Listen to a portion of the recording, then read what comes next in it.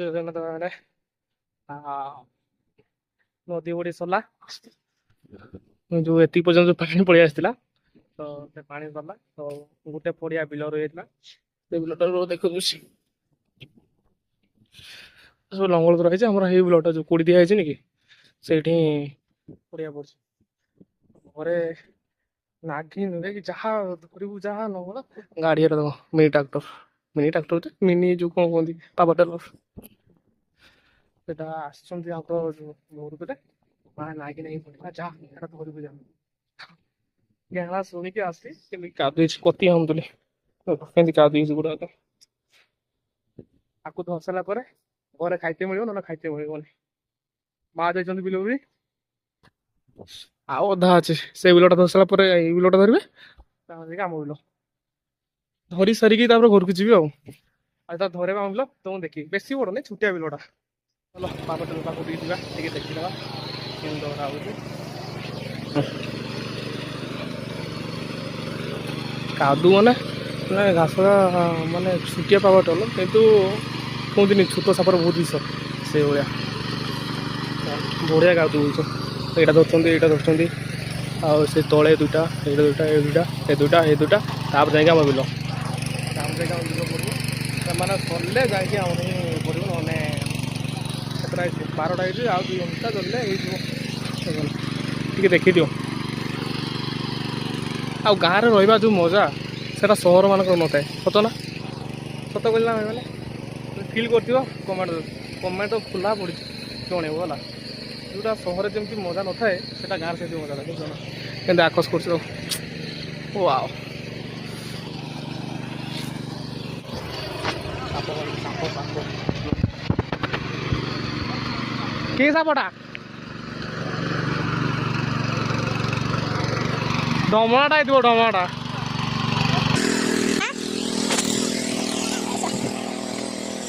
ସାପ ପୁଣି ବାହାରିଲା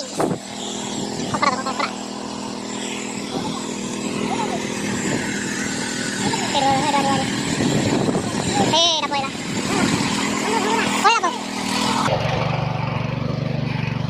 ତ ବିଲ କାମ କଲେ ଏଇଆ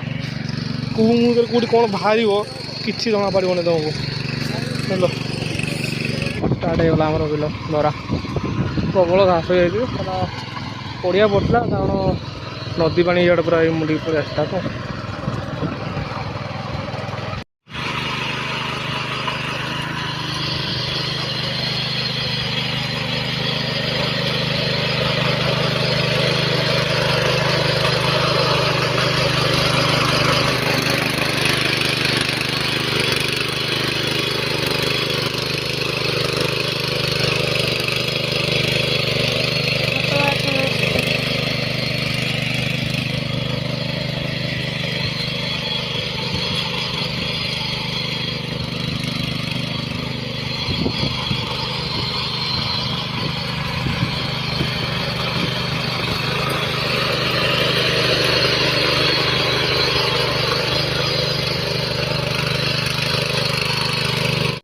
କଷା ସରିଲା ପକାଲା କଣ କେତେ ବାଗେଇଲା ପରେ ଯାଇକି ତାଟା ଠିକ ହେଲା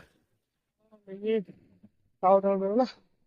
ତ ଏଠି ପାଣି ଟିକେ ଥାନ୍ତା ଆଉ ଟିକେ ଭଲ ଗାଧୋଇଥାନ୍ତା ଦେଖ ଏଠି କେମିତି ଗାଧୋଉଛି ଦେଖ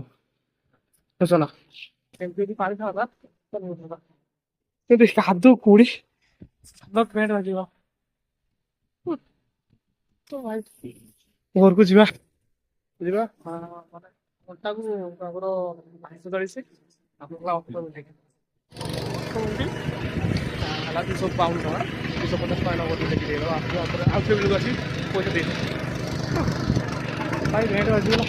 କେଟା ବାଗ ଦଉ ଏତିକି ଘାସ ଗଲା ବୁଝୁଛ ନା ଏସବୁ ଆହୁରି ଘାସ ବାହାରିବ ମା ଆସିଲେ ଲାଗିବ ଦେଖିବ ଘାସ କେମିତି ଇଚ୍ଛା ନା କାଟିବା ଖାଇବା ଆଉ ମାଙ୍କର ପଇସା ଆଣିଦେବା ଆଣିଦେଇକି ତାପରେ ଗାଡ଼ି